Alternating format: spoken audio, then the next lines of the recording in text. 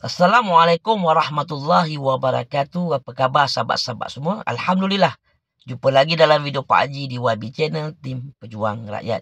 Jangan lupa sahabat-sahabat tolong like, tolong subscribe dan sharekan video Pak Haji kepada sahabat-sahabat kita yang lain. So hari ni Pak Haji nak mengulas sikit tentang isu SPRM. Yang mana benarkah SPRM ni diperalatkan? Jadi apa yang kita dah lihat, apa yang kita dah dengar tentang isu Albert T ni, kita boleh menilaikan bagaimana keadaan SPRM mengendalikan kes-kes yang sekarang ni panas mengenai isu Albert T. Jadi seperti mana yang sedia maklum, kita lihat Albert T telah mengeluarkan kenyataan bahawa dia diacukan pistol, dia rakaman CCTV rumahnya dirampas dan sebagainya. Jadi begitu juga dengan kenyataan daripada Azam Baki menafikan perkara-perkara tersebut dan beliau telah mengatakan bahawa itu mengikut SOP. Ini adalah satu benda yang mendatangkan satu keraguan rakyat terhadap SPRM. Ni Pak Haji nak beritahu sedikit sahabat-sahabat. Cuba tanya dengan Azam Baki, apa yang terjadi dengan isu Datuk Ismail Sabri? Duit berjuta-juta depan mata dirampas dan keadaan Datuk Ismail Sabri sampai sekarang masih bebas, tak dituduh di mahkamah. Tapi Albert T dan juga Samsul Iskandar dengan laju dan pantas SPRM menuduh di mahkamah. Adakah perkara ini wayang ataupun memang benar-benar dibuat oleh SPRM? Ini persoalan yang rakyat perlu tahu. Jadi SPRM tidak boleh nak marah sekiranya rakyat mengkritik ataupun rakyat menghina. Sebab ini perkara yang SPRM sendiri yang buat. Dan rakyat Malaysia ni bukan rakyat yang duduk di hutan batu ataupun di gua. Rakyat Malaysia semuanya dah pandai, dah cerdik. Boleh menilaikan yang mana betul, yang mana tak betul. Jadi SPRM kena ingat. Jangan ingat kita ada kuasa, kita mudah diperalatkan oleh pemimpin-pemimpin yang berkuasa dan akhirnya kita juga yang buruk nama. Image SPRM sekarang teruk. Maruah SPRM sekarang teruk. Jadi jagalah amanah yang diberikan oleh rakyat kepada SPRM. Jadi hari ini Pak Haji nak beritahu tentang apa yang berlaku isu Albert T. Yang mana beliau diserbu oleh kumpulan anggota SPRM di rumah beliau. Ni Pak Haji nak beritahu. Pak Haji sendiri pernah ditelefon oleh polis untuk hadir di balai. Mengatakan Pak Haji hendak pergi memukul orang. Pak Haji pergi mengugut orang. Pak Haji tak layan pun. Polis tu telefon, Pak Haji tak pergi. 2 kali polis tu telefon Pak Haji untuk pergi ke balai kerana Pak Haji dituduh untuk pukul orang dan juga mengugut orang. Pak Haji tak pergi.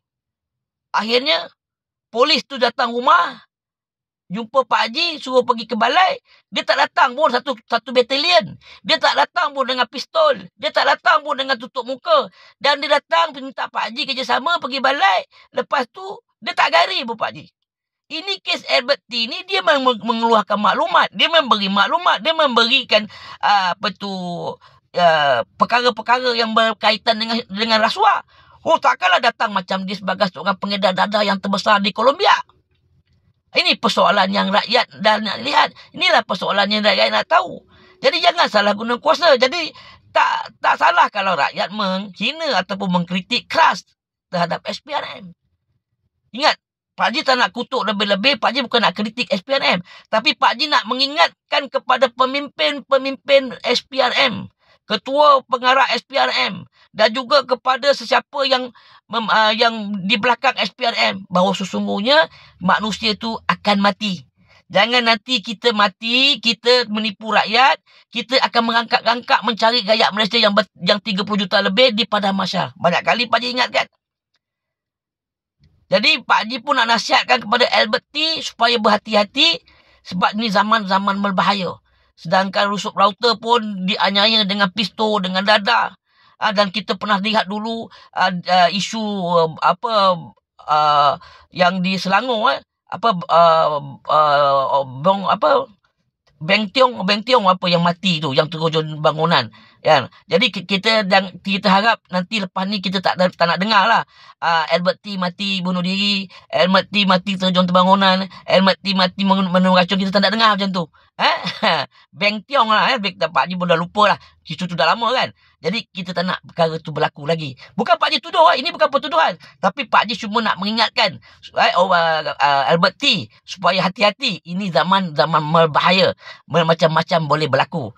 Jadi kepada rakyat Malaysia, nilaikanlah apa yang berlaku dalam negara kita. Kita jangan salah guna kuasa. InsyaAllah Allah akan balas. Jadi bukan Pak Haji nak mengata sesiapa, tapi Pak Haji nak mengingatkan kepada pemimpin dan juga diri Pak Haji supaya kita kena lebih berhati-hati, kena memegang amanah kepada apa yang diberikan amanah daripada rakyat kepada pemimpin. Lagi sebelum Pak Haji nak mengundurkan diri, sahabat-sahabat, Pak Haji baru saja dengar berita bahawa pemimpin kita dalam Barisan Nasional, iaitu arwah Bung Mokhtar, telah kembali ke rahmatullah. Jadi marilah kita sama-sama sedekahkan Fatihah buat arwah Bung Mokhtar. Al-Fatihah. A'udzubillahi minasyaitonirrajim. Bismillahirrahmanirrahim. Alhamdulillahirabbil alamin. Arrahmanirrahim. Maliki yaumiddin. Iyyaka na'budu wa iyyaka nasta'in. Ihdinas siratal mustaqim. Siratal ladzina an'amta 'alaihim ghairil maghdubi 'alaihim waladdallin. Amin. Terima kasih sahabat-sahabat yang sudi menyedekahkan Fatihah buat arwah Bung Mokhtar. Kita doakan semoga roh beliau ditempatkan bersama-sama orang yang beriman dan beramal soleh, insya-Allah. Jadi kepada pemimpin-pemimpin yang tak adil, kepada pemimpin-pemimpin yang zalim, ingat kematian tu semakin hampir. Kita semua adalah bakal jenazah. Peganglah amanah, peganglah tanggungjawab yang benar-benar mengikut apa yang telah disuruh oleh Allah SWT. Jadi itu sajalah sahabat-sahabat perkongsian Pak Haji untuk hari ini. InsyaAllah kita jumpa di lain-lain video. Jangan lupa sahabat-sahabat, balut tetap balut, langgar tetap langgar. Sekali wabillahi taufiq wa hidayah. Wassalamualaikum warahmatullahi wabarakatuh.